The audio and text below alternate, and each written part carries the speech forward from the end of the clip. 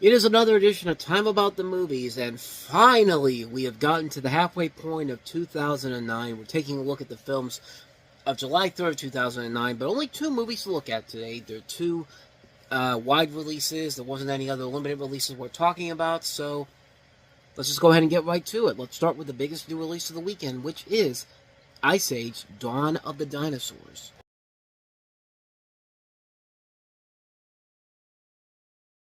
And then after that, it was all downhill from there. Okay, at the end, they did kind of save it with the Scrat Tales show on Disney+. And we've got a new Ice Age movie coming out next year, so fingers crossed that they can turn it around, maybe. But yeah, this is the third installment of the Ice Age series, and in this one, we have Manny and Ellie expecting a baby. Diego's afraid that he's losing his mojo, and Sid finds 3 eggs and becomes a mother. Crash and Eddie are still there, even though they really don't have much to do in this one, per se. And Scrat falls for a female squirrel called Scratay, and also wants his acorn back as well. Okay, there's not really a whole lot of story there, but the film story kicks in when 3 eggs that Sid find are actually dinosaur eggs and grow into 3 baby dinosaurs. When the little dinosaur's mama sees that Sid has taken her kids, she takes them and Sid into the lost world of the dinosaurs underneath the icy world that our heroes live on. Because why the fuck not? I mean, what is we're really gonna question logic now? But yeah, it works in the favor of this movie, and the story deepens from there because while they're down there, they meet a crazy adventurer named Buck Wild, played by Simon Pegg, hilariously by Simon Pegg, who's hunted the biggest dinosaur in the land, simply known as Rudy. After it took Buck's right eye, and Buck took one of its teeth and uses it as a weapon. Yeah, this is a film that is all over the place, but it works. And not only does it works really, really well. This is, without a doubt, the pinnacle of the Ice Age series. Because, yeah, as time has gone on, I've realized, yeah, this movie is actually a whole lot better than I ever thought it was. Not to say that I didn't think it was bad before. The first time I saw it, I just thought it was just okay. It was nothing too incredible, nothing too amazing. But yeah, it's definitely, I think, more enjoyable than the other two films are. I think this is where they really went in on, just said, because I think there was the belief that this was going to be the end of the series. I mean, it's the third installment of the series. You got your trilogy.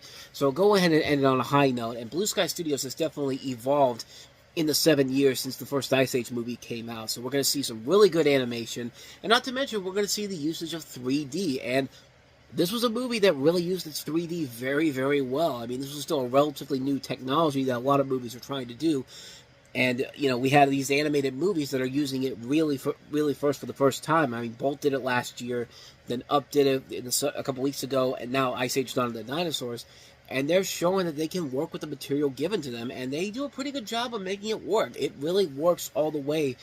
I mean, right from the beginning with this really impressive-looking 3D logo from 20th Century Fox that they made specifically for this movie, which for some reason, if you watch the 2D version of it, it's not anywhere on the DVDs or Blu-rays. I don't know if they put it on there later on with releases that came afterwards, but if you watch it on Freeform, they do put it back on there, and maybe, I don't know, maybe it might be on streaming too. Maybe it might be on Disney Plus, and I just haven't gotten a chance to look at it. I haven't watched it on Disney Plus in a while, but yeah, this is overall a really good movie, and I like the fact that everybody kind of has their own story arc going on in this movie. Everybody has a purpose to being there, with kind of the exception of maybe Crash and Eddie, who just kind of are there to just be kind of stock comic relief, even though they're still part of the story a little bit.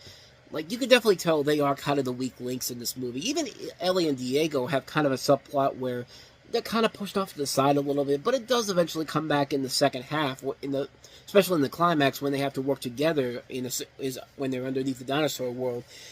But really, the star of the movie is Buck, played by Simon Pegg. Simon Pegg's having an incredible summer with this and Star Trek, being the breakout stars of those movies. I mean, he is really good in this movie, and he has a ton of the best moments in the film. He's kind of the equivalent to Robin Williams as the genie in Aladdin. This is Simon Pegg's genie. I mean, he just plays this part to a T, and you get the feeling that he improvised a ton of stuff in this movie, and they just said, just go with it, and we'll see what works. And yeah, it's really hilarious stuff. The stuff he does in this film is so well done. It's so hilarious and very good. The animation overall is really good, and yeah, you can question the logic of how dinosaurs exist in this world, in the same time period as Eskimos and all that type of stuff, and what we had beforehand, but the logic really does not really matter here. As long as you're getting, as long as you're getting entertainment value from this, it really should not matter to you whatsoever. And you get a lot of good entertainment value in here. The subplot with Scranton and this female squirrel is actually pretty good too, and it actually kind of plays into the story as well. Like, slowly but surely, they were starting to realize that maybe we should have Scranton interact more with the story. They didn't fully go all in with it with the next couple of movies, but yeah, it really was something where it's just kind of like here. It's about as close as you're going to get to it being a major part of the storyline, and I think it works very, very well. If there's any flaws to the movie overall, the big baddie in this movie, the thing that Buck is going after, Rudy, like you think it's like building it up. They're building it up to be like this big, dominant threat. Like this is supposed to be like the equivalent of Sharptooth from The Land Before Time. It's just like you don't want to fuck with this guy whatsoever. You finally get to him at the end, and it's just kind of like, oh, he's just a normal-looking venomous dinosaur with red eyes. Okay, and yeah, there really is nothing about it that works whatsoever. Maybe if they kind of tied it into the mother in this of the dinosaurs, maybe it's actually the father or something like that.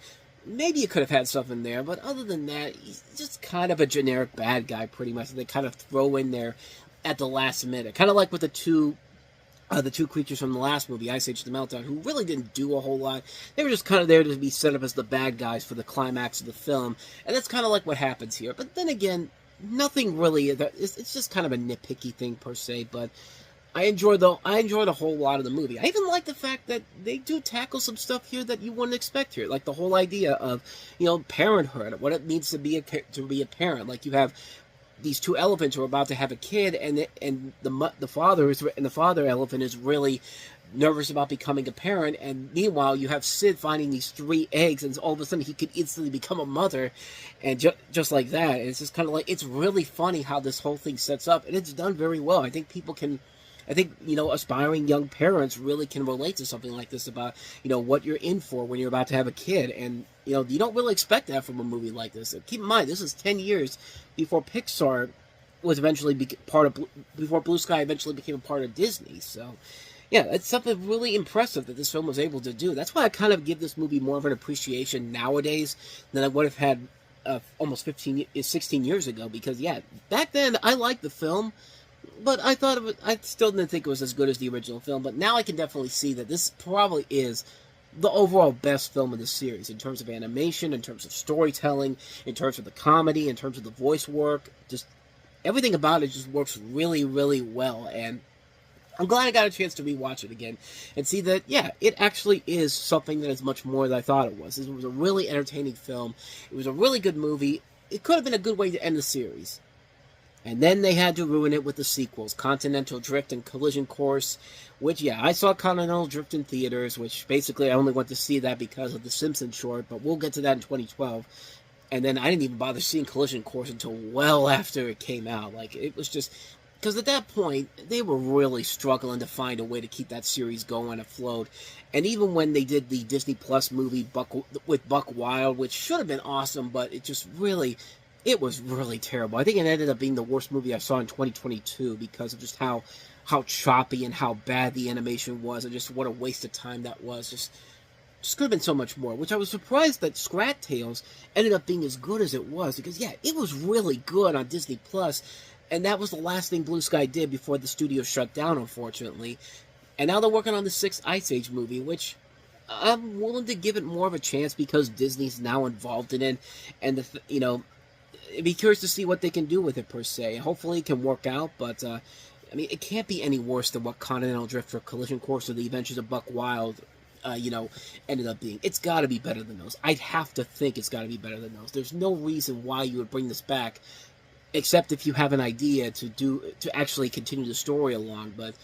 Then again, maybe it is that. But I don't know. We'll all figure that out when we see it next Christmas in 2026. Not this Christmas coming up, but the next one. But bottom line, Ice Age: Dawn of the Dinosaurs, probably my favorite one of the entire series, and that's one that I'm glad I got to watch it again to realize that, because it is definitely a whole lot better than I gave it credit for beforehand. It's a really good movie. It's one I highly recommend checking out. So that's Ice Age: Dawn of the Dinosaurs. Let's go ahead and move on to our last film that we have here. It's the latest film from Michael Mann, Johnny Depp and Christian Bale starring in Public Enemies.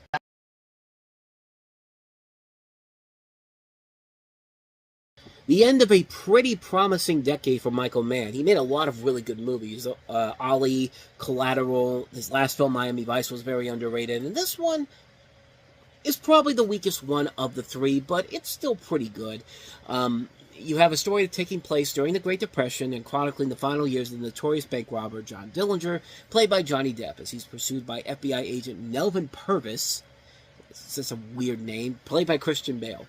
Dillinger's relationship with Billy Fricci, played by Marion Cotillard, Bruce Wayne meeting up with Talia al Ghul later, is of course 3 years later in The Dark Knight Rises, as well as Purvis's pursuit of Dillinger's associates and fellow criminals. You have a cast also includes Jason Clarke, Stephen Dorff, David Wenham, Stephen Graham, Lily Sobieski, Stephen Lang, I said Stephen Dorff, but yeah, this is a movie that at the time it came out, it didn't really do that much in general in terms of like getting people that excited for it. It kind of underperformed at the box office, and I can definitely see why. One of the biggest problems with the movie right from the get-go is the fact that they used HD cameras in this film. And I know that Michael Mann is all in on the HD camera concept, and it works for a film like Collateral or Miami Vice, but when you do a period piece movie set in the 1930s during the Great Depression and during the storyline where it's supposed to be, you're supposed to feel like you're in the 1930s, it really doesn't work here. For some reason, like, it's hard for me to distance this from something that is something that's supposed to take place in the 30s or something that's supposed to take place in the 2000s, just like how Miami Vice and Collateral did it. Those films worked because they did that so well. But in this movie, it really takes you out of it right away, and it just kind of ruins the ebb and flow of the movie. And, you know, there's also a scene where, you know, Dillinger gets out of prison for the second time, and he's constantly forced the cops to open the doors, and the cops on the other side opens the door. And I kept thinking to myself, these have got to be some of the dumbest security guards ever. And, you know, it says something when Paul Blart or Seth Rogen's character from Observer Report could be better security guards than the guys in this movie. And, yeah, stuff like that can take you out of the film pretty quickly. But other than that, though, it's not a bad movie. It is an entertaining, fun film that does deliver. The performances by Depp and Christian Bale are very good. A cast that includes some notable names: Billy Crudup, you know, as I said before, Marion Cotillard, Giovanni Ribisi, Lily Sobieski.